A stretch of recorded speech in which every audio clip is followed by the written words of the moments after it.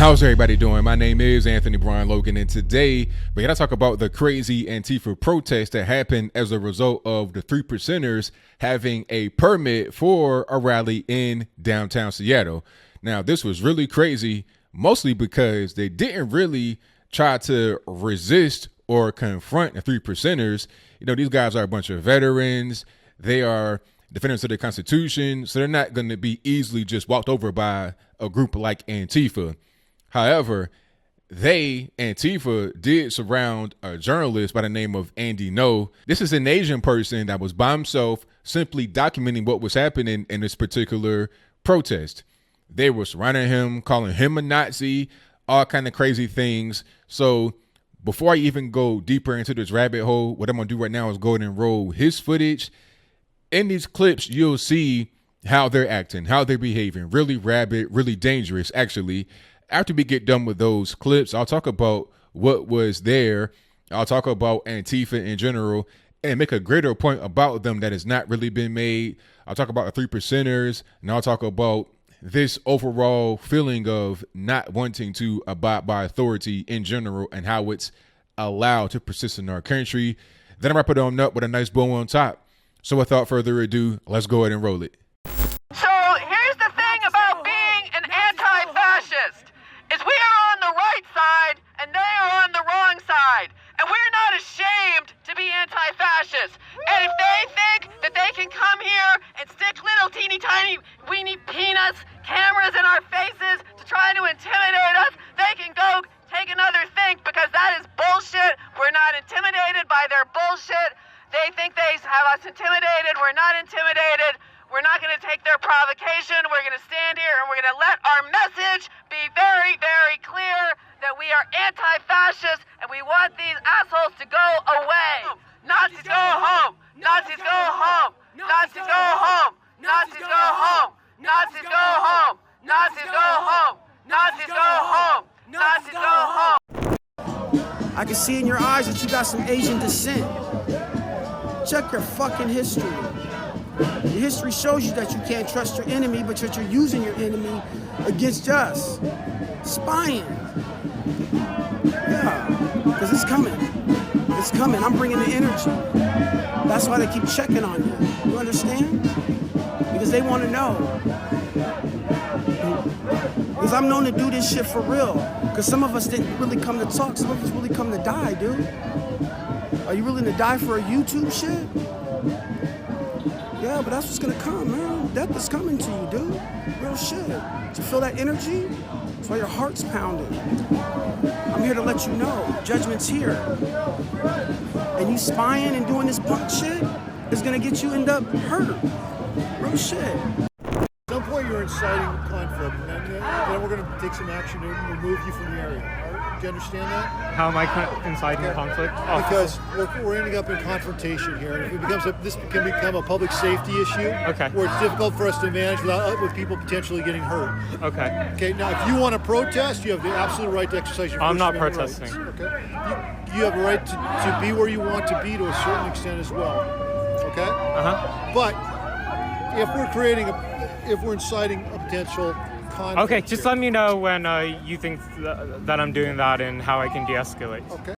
Okay, so you see that. You see what's going on. Now, this is par for the course as it relates to Antifa. One thing I got to mention off the bat is how the media always tries to label Antifa as the good guys, the quote unquote, real resistance against evil, against the white supremacists. They don't say that they are supremacists. They don't say that they are dangerous, which they are. They'll just say that they're counter-protesting. The 3%ers were not even having a protest. They were having a rally. If Trump is having a rally and then people come up to try and throw eggs and stuff on the stage, do you call the egg thrower a counter-protester, or do you call him a protester? Do you call him a rabble-rouser? Do you call him a disruptor?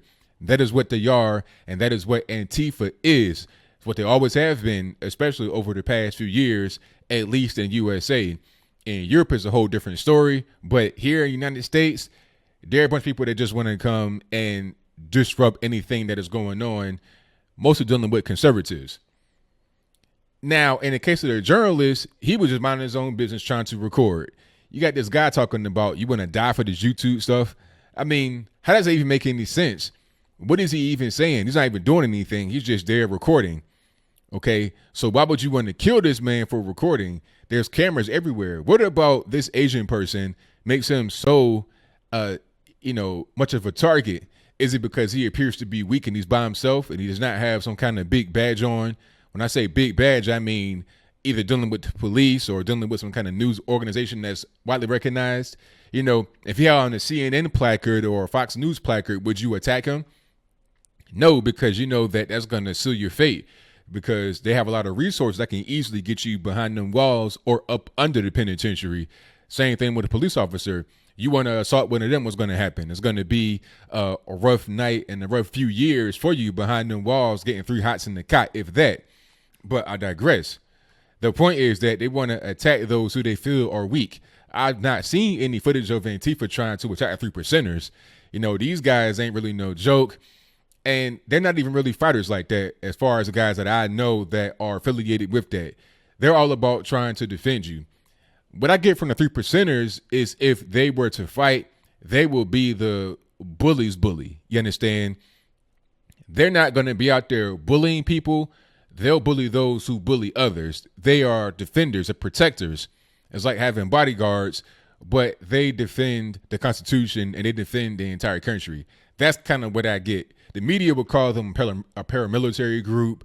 They would call them a militia. They would try to attach little things to them, a far-right extremist militia group, to make them appear to be dangerous. But I think I would rather be around the 3%ers than I would be Bloods, Crips, anybody else, any of these other gangs of different races in the U.S. of A. But I'll move on from that.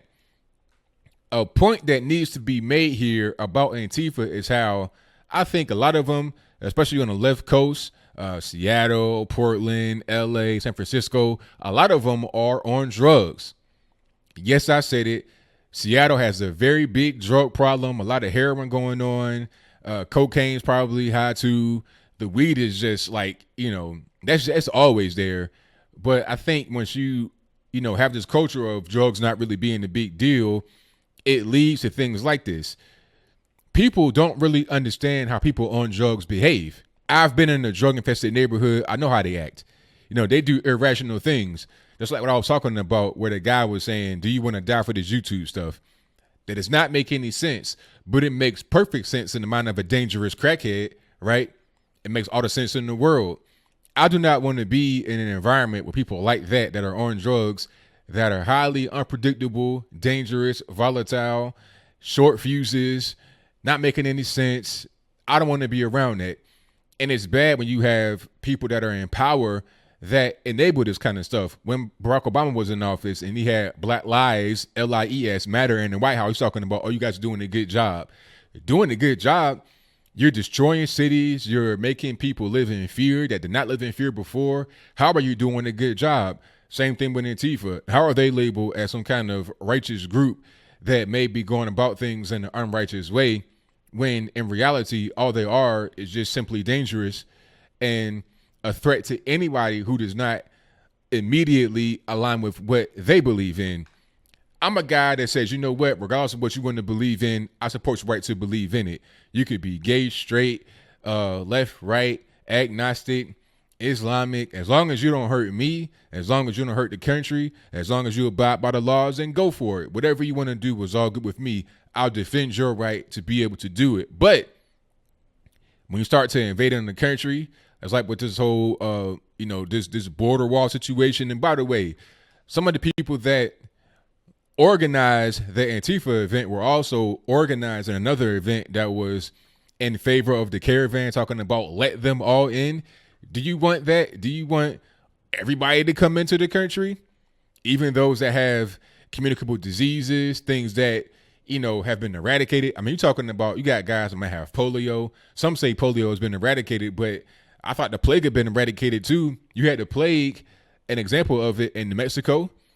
Now, why in that particular state, out of all the states in the whole country, why in New Mexico? It just happens to be a border state. I mean, I'm just putting two and two together. I don't want no kind of 28 days later zombie outbreak to happen because of virtue signaling from these bleeding heart liberals or these crackhead liberals. I don't want that at all. I want to live in a safe, nice country. Antifa obviously aren't really able to do that. I'd much rather be around the 3%ers and people like that really respect our country rather than those who don't. And in my opinion, are in a drug-induced fog, don't even understand what's going on. So that's pretty much all I got to say about that. What say you? Do you think that Antifa are, as what I described, they're volatile, they're evil, they're dangerous, they don't really have anybody's best interests at heart, not even truly their own, because you got a lot of LGBTQIA, ABCD people in there, right? And they're talking about let them all in, support people that come from third world, dangerous countries, terrorists. They don't understand that these people are not going to be singing Kumbaya with you in front of some campfire with some s'mores. They're not going to do it. They're going to be looking out for their own best interest. And if their best interest means that you got to die, then so be it. That's what they feel. You're inviting your own demise. Okay. You're inviting the end of your own country in which you live.